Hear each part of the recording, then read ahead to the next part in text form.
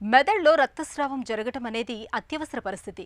ఈ విపత్కర పరిస్థితిలో సాధ్యమైనంత వేగంగా వైద్య సహాయాన్ని అందించాల్సి ఉంటుంది.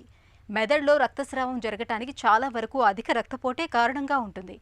అలాగే మద్యపానం అలవాటు ఉన్నప్పుడు, ఏళ్ల కొద్దీ మందులు వాడుతున్నప్పుడు కూడా మెదడులో రక్తస్రావం జరిగే అవకాశాలుంటాయి. ఆలస్యం అవుతున్న కొద్దీ ప్రాణాలకు ముప్పు ముంచుకొచ్చే ఇలాంటి విషమ పరిస్థితుల్లో ఏం చేయాలో, వెంటనే ఎలాంటి చికిత్స అవసరమవుతుందో డాక్టర్ని అడిగి ఇప్పుడు తెలుసుకుందాం.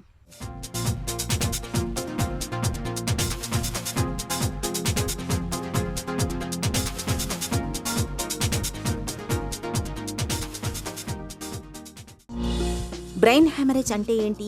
బ్రెయిన్ హెమరేజ్ అంటే బ్రెయిన్ లోపల బ్లీడింగ్ అవ్వడం అండి.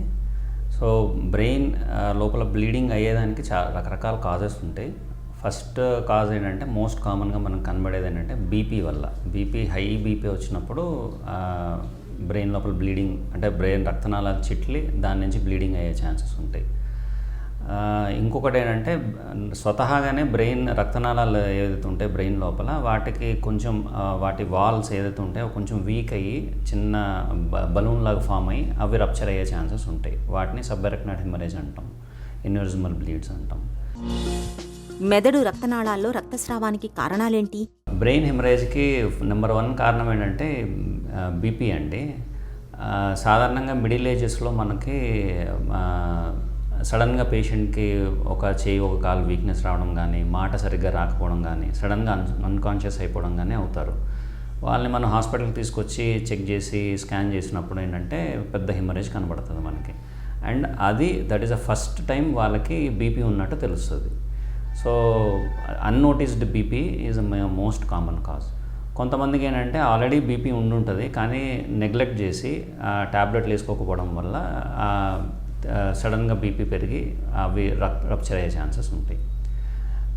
ఇంకొక కాజ్ ఏంటంటే సబ్అరెక్నాయిడ్ హెమరేజ్ అంటాము ఆర్ ఎన్యూరిజమల్ బ్లీడ్ అంటాము. ఇందులో ఏంటంటే రక్తనాళాల్లో ఏదైతే ఉంటాయో వాల్స్ ఉంటాయో దాన్ని వాల్ సన్నంగా అయ్యి బలూన్ లాగా అయ్యి ఆ ప్రెషర్ మెల్లగా పెరిగి ఆ ప్రెషర్కి సడన్గా రప్చర్ అవుతుంది. రప్చర్ అయినప్పుడు బ్రెయిన్ లోపల మళ్ళీ బ్లీడింగ్ అయ్యే ఛాన్స్ ఉంటుంది.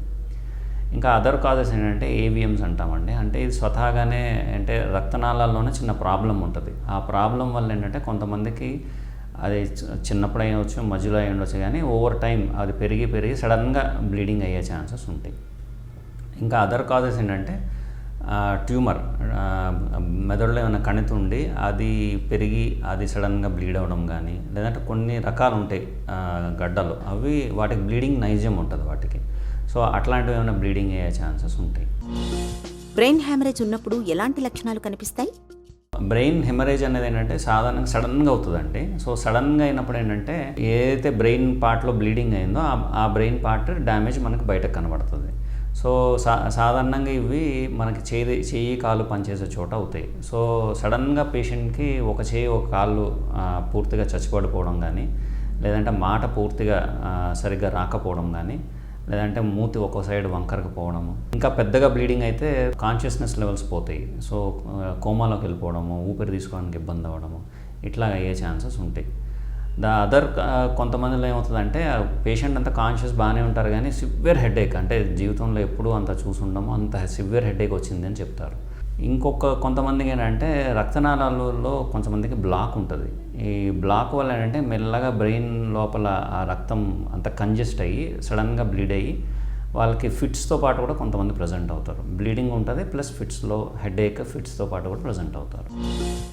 మెదడు రక్తనాళాల్లో రక్తస్రావాన్ని ఎలా గుర్తిస్తారు?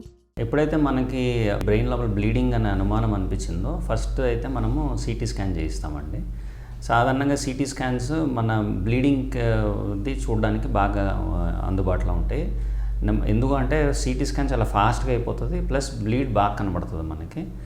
అండ్ ఈ బ్లీడ్కి కాజ్ కూడా మనం నెక్స్ట్ ఎవాల్యుయేట్ చేసుకోవచ్చు. అంటే లొకేషన్ బట్టి ఒకవేళ రక్తం ఎక్కడ ఉందో దాన్ని బట్టి మనము సుమారుగా చెప్పగలుగుతాం ఇది బీపీ వల్ల బ్లీడ్ అయిందా, లేకపోతే ఆ ఎన్యూరిజమల్ బ్లీడ్ వల్ల బ్లీడ్ అయిందా, లేకపోతే ఏమన్నా రక్తనాళం బ్లాక్ అవ్వడం వల్ల బ్లీడ్ అయిందా, ఇట్లాగా మనము ఇనీషియల్గా అంటే ఒక స్క్రీనింగ్ లాగా మనం చూసుకొని చెప్పగలుగుతాము. అండ్ ఈ సిటీ స్కాన్లోనే మనకి నెక్స్ట్ లెవెల్ ఆఫ్ థెరపీ ఎట్లా ఉంటుంది అంటే మెడిసిన్స్తోనే ఉంటుందా, లేదంటే ఇంకా ఫర్దర్ ఆపరేషన్లు ఏమైనా చేయాలా, అట్లాంటిది కూడా మనం ఫార్ములేట్ చేసుకోగలుగుతాం.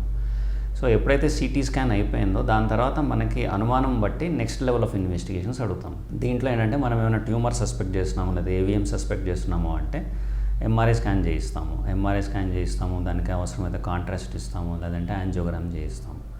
అట్లా కాకుండా బ్రెయిన్ లోపల రక్తనాళం చిట్లింది అంటే ఎన్యూరిజమల్ బ్లీడ్ అట్లా ఏమైనా అనిపిస్తే కనుక సిటీ యాంజియోగ్రామ్ కానీ లేదంటే డిజిటల్ సబ్స్ట్రాక్షన్ యాంజియోగ్రామ్ కానీ ఇట్లాగా చేసి నెక్స్ట్ లెవెల్ ఆఫ్ ఇన్వెస్టిగేషన్ చేసుకొని మనము అసలు ఎందుకు అయింది అన్నది కన్ఫర్మ్ చేసుకుంటాం. బ్రెయిన్ హ్యామరేజ్కి ఎలాంటి చికిత్స తీసుకోవాలి? నార్మల్లీ పేషెంట్ని బీపీ కంట్రోల్ చేసుకొని ఐసీయూలో అడ్మిట్ చేసుకొని బీపీ కంట్రోల్ చేసుకొని రెగ్యులర్ ట్రీట్మెంట్ ఇస్తాము. ఒకవేళ కానీ ఈ బ్లీడ్ చాలా పెద్దగా ఉంది అంటే అప్పుడు ఏం చేస్తాము అంటే వీళ్ళని ఫాలో చేస్తాము. అంటే నెక్స్ట్ స్కాన్లో ఎట్లా ఉంది, బ్లీడ్ పెరుగుతుందా చిన్నగా అవుతుందా అన్న దాన్ని బట్టి నెక్స్ట్ లెవెల్ ఆఫ్ థెరపీ ఉంటుంది.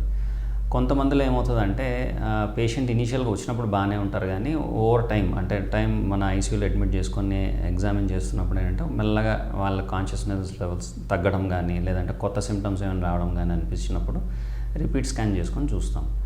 ఎప్పుడైతే మనకి స్కాన్స్లో ఇది మెడిసిన్స్తో తగ్గట్లేదు అండ్ బ్లీడ్ సైజ్ పెరుగుతుంది, లేదంటే బ్లీడ్ వల్ల దాని చుట్టూతా వాపు వస్తుంది, బ్లీడ్ వల్ల ప్రెషర్ పెరుగుతుంది, ఇట్లాంటిది వచ్చినప్పుడు మనం ఏం చేస్తామంటే ఆపరేషన్స్ చేస్తామండి.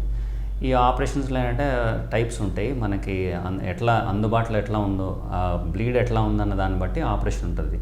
పెద్ద బ్లీడ్స్ ఉన్నాయనుకోండి మనం ఏం చేస్తామంటే ఒక పార్ట్ ఆఫ్ స్కల్ తీసేసి దాన్ని పొట్టలో పెడతాము. అండ్ ఎప్పుడైతే తీస్తామో ఆ బ్లీడ్ అవిన బ్రెయిన్ తరగ ప్రెషర్ బయటకి ట్రాన్స్మిట్ అయ్యి మళ్ళీ rest of the brain function చేయడానికి పనికొస్తుంది. కొన్నిసార్లు ఏం చేస్తామంటే మనం బ్లీడ్ని ఎవాక్యువేట్ చేస్తాం. అంటే ఇప్పుడు ఏదైతే బ్లీడ్ అయిందో దాన్ని మనము ఆపరేట్ చేసినప్పుడే చిన్నగా కట్ చేసి ఆ లోపల ఉన్న మొత్తం బ్లీడ్ అంతా తీసేస్తాం. ఇంకా కొన్నిసార్లు ఏం చేస్తామంటే ఎండోస్కోపిక్ ద్వారా కూడా చేస్తాము. అంటే చిన్న బోన్ తీసి దాంట్లో లోపల నుంచి ఎండోస్కోప్ పంపించి ఎండోస్కోప్ ద్వారా మొత్తం ఆ బ్లీడ్ని ఎవాక్యువేట్ చేస్తాం. దీంట్లో యూజువల్ అంటే 2 రకాల ట్రీట్మెంట్స్ ఉంటాయి. ఒకటి సర్జరీ, ఇంకొకటి ఎండోవాస్కులర్ అంటాం. అంటే యాంజియోగ్రామ్ లాగానే చేసి దాంట్లోకి మెటీరియల్ పంపించి ఏదైతే ఆ బలూన్ ఉందో దాన్ని బ్లాక్ చేసేస్తాం. సో మనము టీంలా కూర్చొని డిస్కస్ చేస్తాం, ఇది సర్జికల్లీ చేస్తే బాగుంటుందా లేకపోతే ఎండోవాస్కులర్లీ చేస్తే బాగుంటుందా. సో దాన్ని బట్టి నెక్స్ట్ లెవెల్ ఆఫ్ థెరపీ చేస్తాం. సో అందులో ఎండోవాస్కులర్ అయితే కాయిలింగ్ చేస్తాము, లేదంటే లోపల స్టెంట్ పెడతాము, లేదా ఒకవేళ సర్జరీ అనుకోండి క్లిప్పింగ్ చేస్తాం. మెదడులో రక్తస్రావం జరిగినప్పుడు సాధ్యమైనంత వేగంగా వైద్య సాయం అందాలి. తొలి గంటలోపే ఆసుపత్రికి చేరుకోగలిగితే చాలా వరకు గండం గట్టెక్కినట్లే.